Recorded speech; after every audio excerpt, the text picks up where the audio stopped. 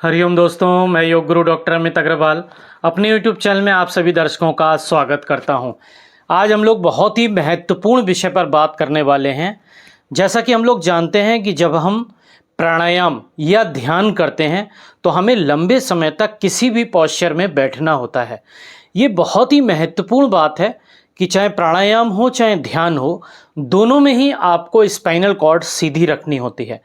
जब हमारी हैबिट नहीं होती, आदत नहीं होती लगातार बैठने की, या हमें कोई समस्या होती है तो हमें बैठने में काफ़ी दिक्कत होती है और हमें कई बार ये भी समझ नहीं आता कि हम किस पोस्चर में बैठें और हमारा पोस्चर ठीक हो और लंबे समय तक एक पोस्चर में स्थिरता बनाए रखें। तो ये महत्वपूर्ण विषय है। वीडियो पूरी ध्यान से देखिएगा, आपको एक एक पॉइंट्स पर बात करेंगे कि किस आसन में आप बैठ सकते हैं, कौन सा आसन आपके लिए महत्वपूर्ण है।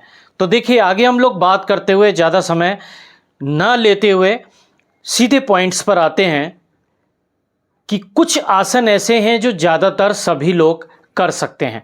जैसे कि उदाहरण के तौर पर अगर हम लें तो पद्मासन। पद्मासन में आप जानते हैं कि एक पैर को हम इस तरह रखते हैं और दूसरा पैर दूसरी जांघ पर रखते हैं, तो पद्मासन आराम से कर सकते हैं। इसमें आप बिल्कुल आराम से, शरीर आपका लॉक हो जाता है और लंबे समय आप बैठ पाते हैं। बॉडी आपकी बिल्कुल सीधी रहती है और पिरामिड की शेप में आ जाती है। ये ऊर्जा को बढ़ाने के लिए, आपके स्पाइनल कॉर्ड में चक्रास हीलिंग के लिए बहुत ही इम्पॉर्टेंट अभ्यास है, जो प्राणायाम और ध्यान दोनों में इस अभ्यास को आप कर सकते हैं। लेकिन बहुत सारे लोग जिनको घुटना दर्द है, सciatica पेन है या कमर दर्द है, जिन लोगों के पैर स्टिफ हैं, वो पद्मासन में नहीं बैठ पाते। वो लोग सुखासन में बैठ सकते हैं। और सुखासन में जब हम बात करते हैं तो सुखासन में आपको सिंपली एक पैर को मोड़कर दूसरे पैर को, ये जो दो पैरों के बीच में गैप है, इसमें आपको पैर को रखना होता है और इस पैर को थोड़ा अंदर रखते हैं और ये है सुख आसन। इसमें भी आप बहुत आराम से बैठ सकते हैं। लेकिन जब हमारी बॉडी स्टिफ होती है और हम लगातार ज़मीन पर नहीं बैठते हैं तो उस स्थिति में कुछ लोगों का एक पैर इस तरह हवा में रहता है और जब पैर आपका ज़मीन से थोड़ा ऊपर रहेगा तो ये पैर फिर आपका सुन्न हो जाएगा, या नीचे वाला पैर दबा होगा तो उसमें भी कुछ देर बाद सुन्नपन या नमनेस आ जाएगी। तो विशेष रूप से ध्यान रखिए, अगर ऐसा पोस्चर बन रहा है तो आप एक कुशन ले लीजिए और कुशन को घुटने के नीचे रख लीजिए। अब आप देखेंगे कि आप जो 10 मिनट बैठ पा रहे थे, आप 20 मिनट 25 मिनट आराम से एक ही पोस्चर में बैठ पाएंगे। जब आपको पोस्चर चेंज करना हो तो इस पैर को नीचे रख लीजिए और कुशन को हटाकर इस कुशन को इस पैर के नीचे रखिए और इस पैर को इस तरह रख के आप आराम से बैठ जाइए। ये बहुत ही अच्छा पोस्चर है।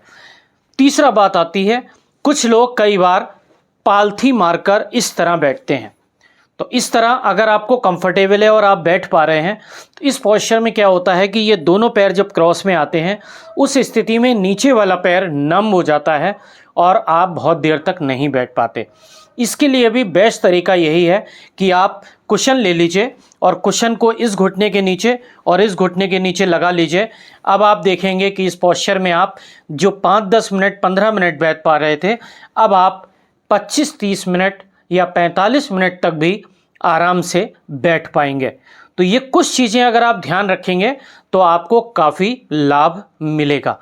क्योंकि याद रखिए, प्राणायाम हो या ध्यान हो, जब तक आप आसन में स्थिरता नहीं बनाएंगे, जब तक आपको लाभ नहीं मिलेगा। मन की स्थिरता की बात बाद में आती है, पहले शरीर की स्थिरता की बात आती है। तो जब शरीर स्थिर होगा तभी आपका मन धीरे धीरे स्थिर होगा। अगर आप बार बार हाथ पैरों को हिला रहे हैं, आपको बैठने में अनकंफर्ट हो रहा है, बार बार आपका पैर सुन्न हो रहा है, तो आप ध्यान की प्रक्रिया में नहीं बैठ पाएंगे और आप लाभ नहीं ले पाएंगे। नेक्स्ट एक बहुत ही इंपॉर्टेंट बात है, जो लोग वज्रासन करते हैं, तो वज्रासन, क्योंकि वज्रासन में आपका स्पाइनल कॉर्ड सीधा रहता है, तो वज्रासन जो है वो ध्यान के लिए बहुत अच्छा अभ्यास है। लेकिन जिनको घुटने को दर्द स्टार्ट हो चुके हैं वो लोग वज्रासन ना करें, विशेष रूप से ध्यान रखें। वज्रासन में आप दोनों पैर को इस तरह मोड़ लेते हैं और इस तरह आप पोस्चर में आराम से बैठ जाते हैं। इस पोस्चर में आपकी रीढ़ की हड्डी सीधी रहती है, आप झुकते नहीं हैं और जितनी देर चाहें आप इस पोस्चर में आराम से बैठ सकते हैं। तो कोशिश करिए जो लोग वज्रासन में बैठ पाते हैं वो लोग वज्रासन में बैठें। वज्रासन का टाइमिंग बढ़ाने के लिए आपको क्या करना है कि जब आप वज्रासन में बैठें और आपके एंकल के नीचे, ये जो एंकल के नीचे स्पेस बन रहा है, अगर यहाँ पर दोनों पैरों के बीच में स्पेस बन रहा है तो आप टॉबिल को रोल करिए और इन दोनों पैरों के बीच में जहाँ पर आपका एंकल जॉइंट्स आ रहा है उसके नीचे आप टॉबिल को लगा लीजिए और आप देखेंगे कि जो पोस्चर आपका 5-10 मिनट बन रहा था वो 20 से 25 मिनट बहुत आराम से बनेगा। तो ये कुछ पोस्चर में अगर आप ध्यान रखते हैं तब आप प्राणायाम और ध्यान का पूरा लाभ उठा पाएंगे, क्योंकि ये बहुत ही महत्वपूर्ण टॉपिक है। काफ़ी लोग प्राणायाम लंबे समय तक बैठकर नहीं कर पाते और ध्यान सिर्फ इसीलिए नहीं कर पाते कि उनको लंबे समय तक बैठने की दिक्कत है। और एक लास्ट पॉइंट ध्यान रखिएगा कि जिनको भी घुटना दर्द स्टार्ट हो चुका है या लगातार होता है तो वो कोशिश करिए कि वो चेयर पर बैठकर और पैरों को फुट रेस्ट पर लगकर ही अभ्यास को करेंगे, तब उन्हें लाभ भी मिलेगा और घुटनों को नुकसान भी नहीं होगा। तो आज की वीडियो में बस इतना ही। नेक्स्ट वीडियो में फिर महत्वपूर्ण टॉपिक के साथ मिलते हैं।